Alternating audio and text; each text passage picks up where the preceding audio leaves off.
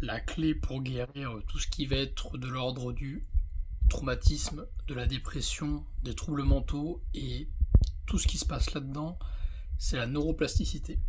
C'est franchement le principal élément qui, moi, a changé, qui a fait évoluer tous les plus gros troubles que j'avais.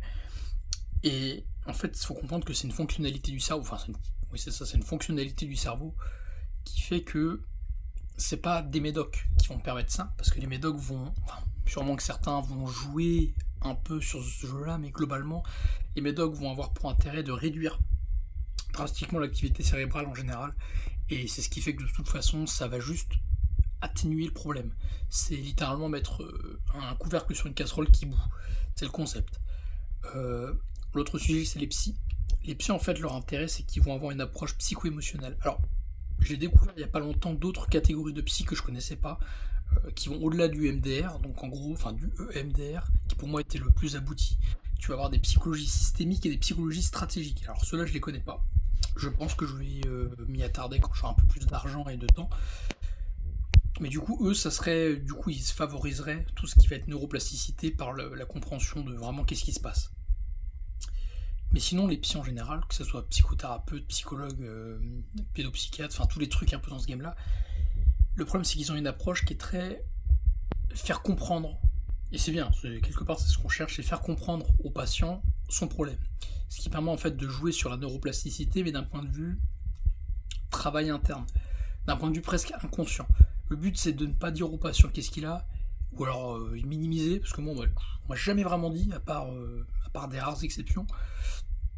Le but c'est d'essayer de travailler sur certains points pour que la neuroplasticité se fasse. Mais c'est du psycho-émotionnel et généralement les psys sont...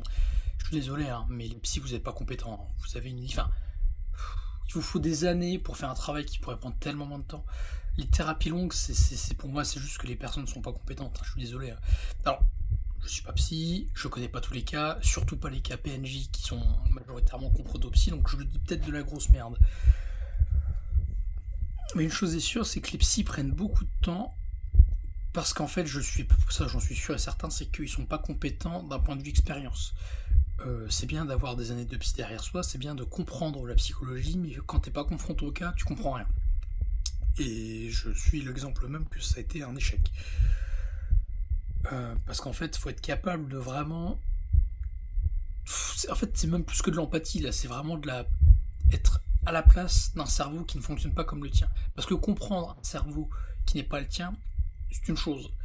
Mais le comprendre, l'assimiler et comprendre qu'on ne peut pas comprendre les choses de la même manière que ce que toi tu comprends, ça change pas mal la donne. C'est une sorte t'ajoutes une couche de complexité. Le psy, lui, comprend le système, mais il le comprend pas selon celui qui explique. Et ça change tout. Donc ça rend le truc très complexe, surtout pour des cas qui ont plus de troubles et pour qui c'est impossible. C'est pour ça qu'on passe très vite à du médicamenteux, parce qu'aucun psy n'est capable de travailler là-dessus. Mais bon, bref.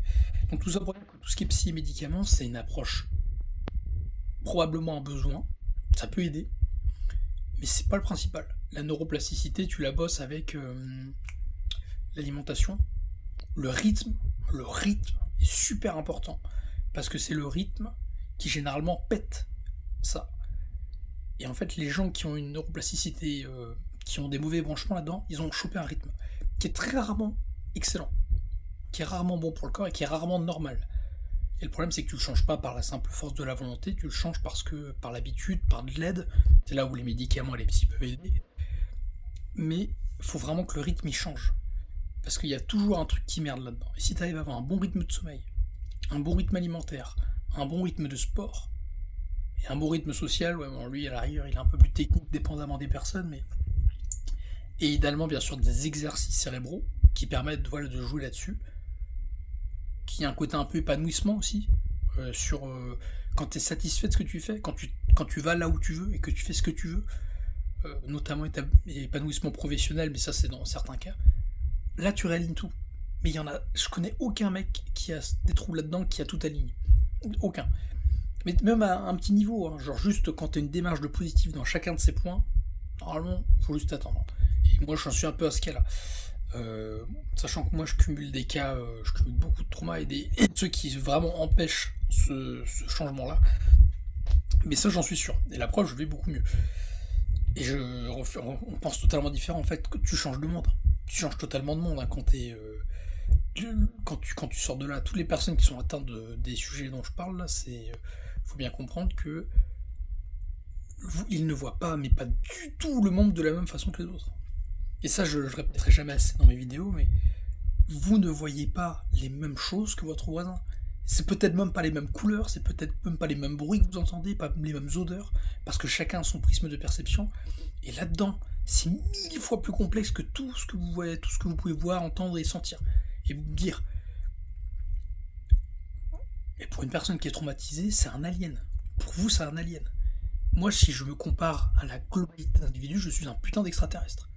Un autiste, prime, dans l'extrême. Et ça, faut vraiment le prendre en compte, quoi.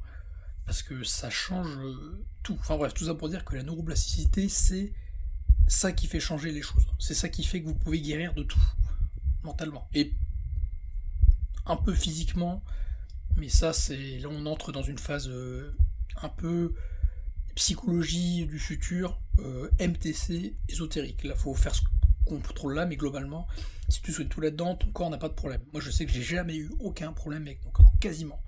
À chaque fois, mes blessures, elles étaient souvent liées au stress, à des trucs à la con. Quand tu fais en sorte que ça va bien, le reste y suit. Mais sans problème. Beaucoup moins de maladies, beaucoup moins de trucs. Après, moi, j'optimise tout, hein, je suis dans l'extrême. Mais voilà, en tout cas, la neuroplasticité et la démarche de développement de celle-ci, de la neurogenèse même de manière générale, ça change tout.